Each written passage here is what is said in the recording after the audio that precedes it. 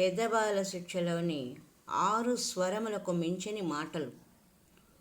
అన్నదానము చేసేవారికి ఉపద్రవము చేయడము, చెరువులను తెగగొట్టడము, బిడ్డలకు చదువు నేర్పకపోవడము, ఇవి ద్రోహ కార్యములను తెలుసుకోవాలి.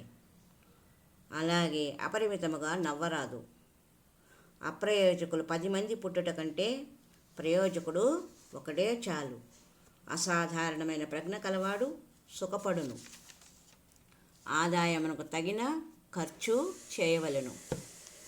ఉపనయనము చేసిన వారును, మంత్రం ఉపదేశించిన వారును, భయమును పోగొట్టి కాపాడిన వారును, విద్య నేర్పిన వారును తల్లి తండ్రితో సమానులని ఎంచవలను. ఒకరికి ఉపకారం చేయవలను. ఒకరు చేసిన ఉపకారమును మరవవద్దు. కమలములు నీటిలో నుంచి బయటకు వచ్చినప్పుడు ఎండకు వాడినట్లు తమ తమ స్థానములు తప్పితే తమ మిత్రులే శత్రువులవుదురు. చదువు నేర్చుకున్న సమయంలో సిగ్గుపడరాదు. తన వారి యందు మొహమాటముంచవలను. తన ఆజ్ఞను అతిక్రమించిన బంటును విడువవలను. తనకు ఎంత ఆపద వచ్చినను అబద్ధము చెప్పరాదు.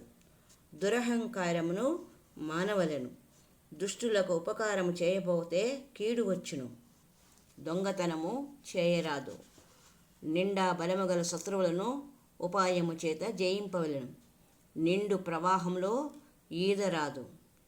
పరపతి పుట్టని చోట కాపురము చేయరాదు.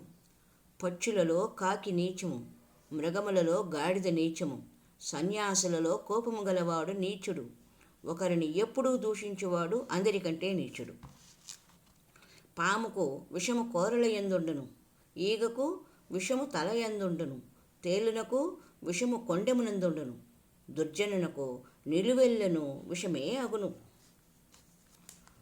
సముద్రము ఒక వర్షము కురియడము, సముద్రము మీద వర్షము కురియడము, ఆకలి లేని వారికి భోజనం పెట్టడము, కలిగిన వారికి దానము చేయడము వ్యర్థము.